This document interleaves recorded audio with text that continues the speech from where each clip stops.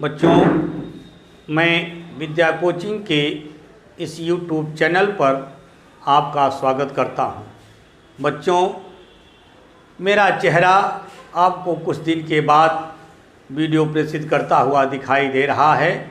बच्चों, इसके पहले मैं इंटर की उत्तर पुस्तिकाओं का मूल्यांकन कार्य करने चला गया था।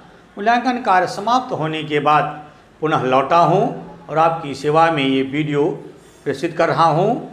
बच्चों, जैसा आपको पता है कि कक्षा 10 गणित वास्तविक संख्याएं की प्रश्नावली नंबर 1.2 मैं पढ़ा रहा हूं, जिसकी चौथी सवाल आज पढ़ानी है। तीसरी सवाल हमने आपको नेक्स्ट वीडियो में पढ़ाया था। आज चौथी सवाल पढ़ाने जा रहे हैं। वो चौथी सवाल है बच्चों, HCF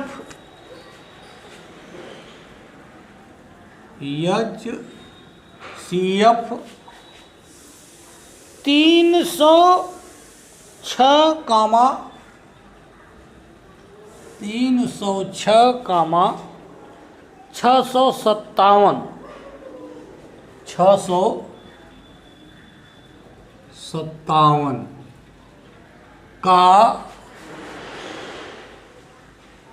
मान 9 है, तो LCM 306,657 का ज्ञात कीजिए। देखो बच्चों, अगर दो संख्याएं आपको ज्ञात हैं और HCF ज्ञात है और उसका LCM अगर आपको निकालना है, या दो संख्याओं में से एक संख्या गायब हो, या HCF में से कोई भी HCF गायब हो या LCM गायब हो, ये सारी परिस्थितियां अगर आ जाती हैं तो हमें एक सूत्र का प्रयोग करना पड़ता है। उस सूत्र की सहायता से हम गायब हुई आंकड़े को हम पुनः प्राप्त कर सकते हैं। वो सूत्र है बच्चों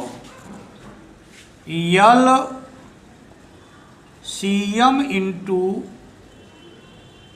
HCF बराबर पहली संख्या गुणित दूसरी संख्या। ये सूत्र होता है कि LCM गुणते HCF बराबर पहली संख्या गुणते दूसरी संख्या। अब इसमें जो जो चीज़ें पता हैं उनका मान आप रख दीजिए और जो नहीं पता है उसका मान निकाल लीजिए। किसका किसका मान पता है? यहाँ HCF बराबर कितना है? 9। पहली संख्या बराबर 306 और दूसरी, ये सूत्र ले लीजिए, यहाँ ये सूत्र है, और दूसरी संख्या बराबर 657 और LCM बराबर कुछ हमें ज्ञात करना है। अब रख दिया सूत्र में वही, यहाँ LCM गुणते HCF बराबर पहली संख्या गुणित दूसरी संख्या। LCM हमको निकालना है तो LCM की जगह LCM रखेंगे। HCF का मान 9 है, पहली संख्या है 306 और दूसरी संख्या है 657। अब LCM बराबर 306 गुणते 657/9। देखो बेटा, एक नियम होता है, यदि हम अंकों का पक्षांतर करते हैं पक्षांतर मतलब कि बराबर के दोनों तरफ अंक रहते हैं, एक बराबर के बाएं तरफ, एक बराबर के दाएं तरफ।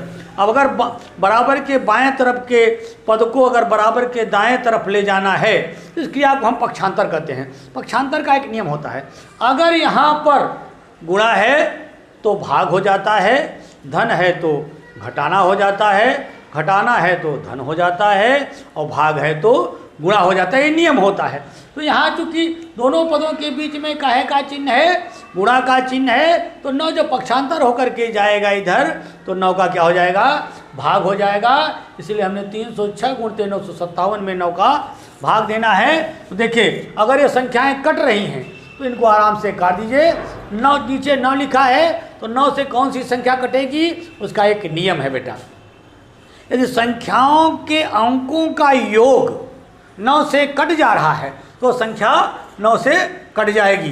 देख लीजिए, इसे 3 और में 0 जोड़ेंगे 3 आएगा, फिर 6 जोड़ेंगे 9 आएगा, 9 से 9 कट जाएगा, माने 9 से 306 कट जाएगा। इसको भी चेक कर लीजिए, 6 5 11 7 18, यह भी कट जाएगा।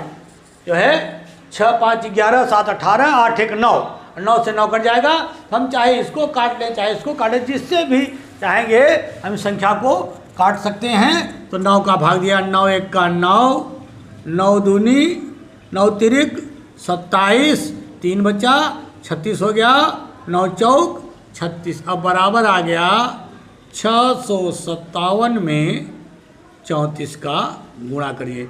4 सते 28, 4 पंचे 20, 2 22, 4 छंग 24 और 2 26। एक बार फिर गुणा कर लीजिए।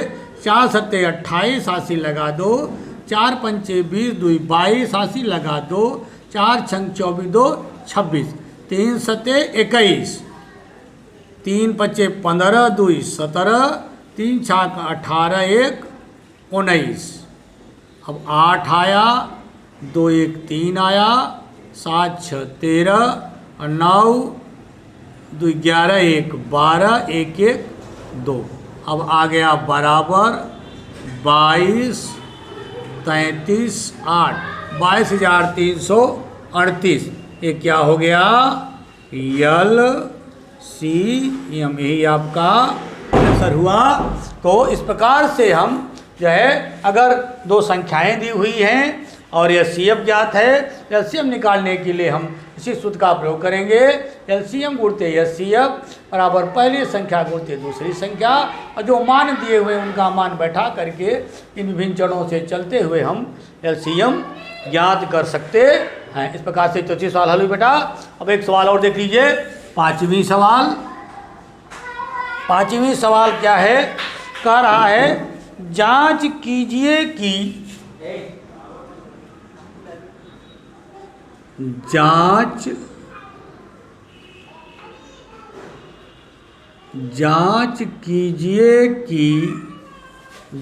कीजिए कि क्या किसी प्राकृतिक संख्या, जांच कीजिए कि क्या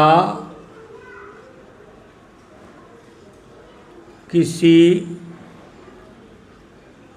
प्राकृतिक संख्या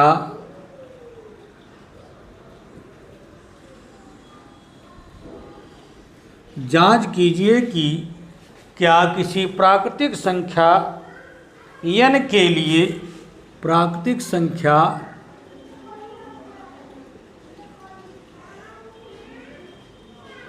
n के लिए संख्या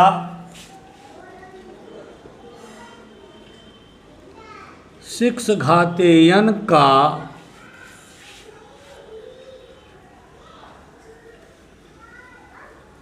अंक 0 पर समाप्त होता है। देखिए बच्चों, यह जहाँ 6 एक संख्या है और n उसका घातांक है, किसी भी संख्या पर कोई अंक जब ऊपर चढ़ा होता है तो उसे हम घातांक कहते हैं।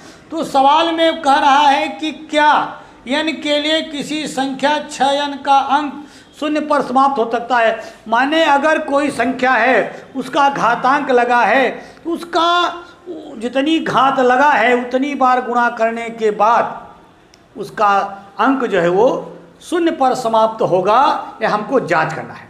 तो बेटा एक नियम होता है, किसी भी संख्या के घातांक का शून्य तभी होगा जब वह संख्या का अभाज्य गुणनखंड 2 और 5 होगा।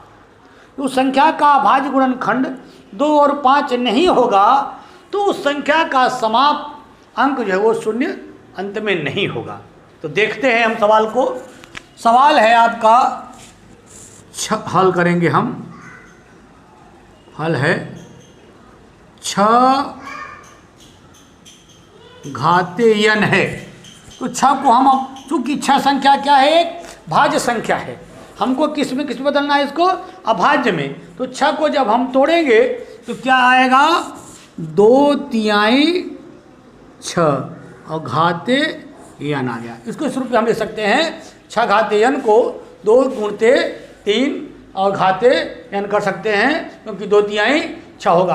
अब हम देख रहे हैं कि 6 का जो अभाज्य गुणनखंड है उसमें क्या क्या है, 2 और 3 है, और शून्य होने की शर्त क्या है, 2 और 5। यहाँ 5 नहीं, 2 तो है लेकिन एक अंक 5 नहीं है। तो जिस संख्या में अभाज्य गुणनखंड 2 और 5 आएंगे उसी संख्या का अंक शून्य पर समाप्त होगा। और आप यहाँ देख रहे हैं कि इसके अभाज्य गुणनखंड में 5 नहीं आया है, क्या आया है, 3 आया है। तो इसका जो है अंक जो है वो शून्य पर समाप्त नहीं होगा। तो देखते हैं हम, अब लिखेंगे चूंकि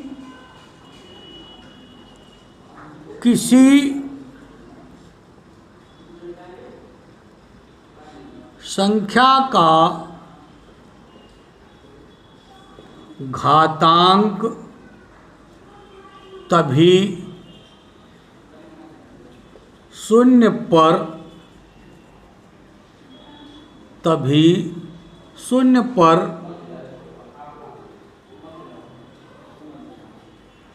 समाप्त होगा जब उस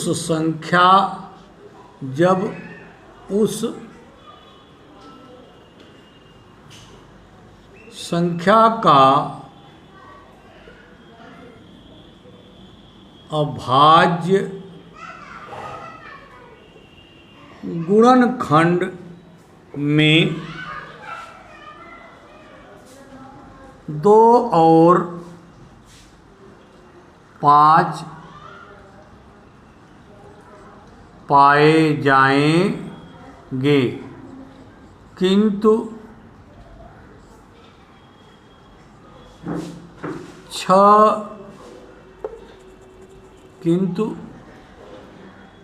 6 घाते n में ऐसा नहीं है। अतः 6 घाते n का अंक शून्य पर समाप्त नहीं होगा। इस तरह से बच्चों आज हमने आपको 2 सवालें पढ़ाया। अब आपको नेक्स्ट डे फिर अगली सवाल हम बताएंगे। वादन समाप्त करने के पहले आपसे अनुरोध करेंगे कि आप इस चैनल को सब्सक्राइब कर दें, इसे लाइक करें और इसे अपने इष्ट मित्रों के साथ शेयर करें, जिससे यह वीडियो आपको मिलता रहे, आपको लाभ होता रहे, आप सीखते रहें।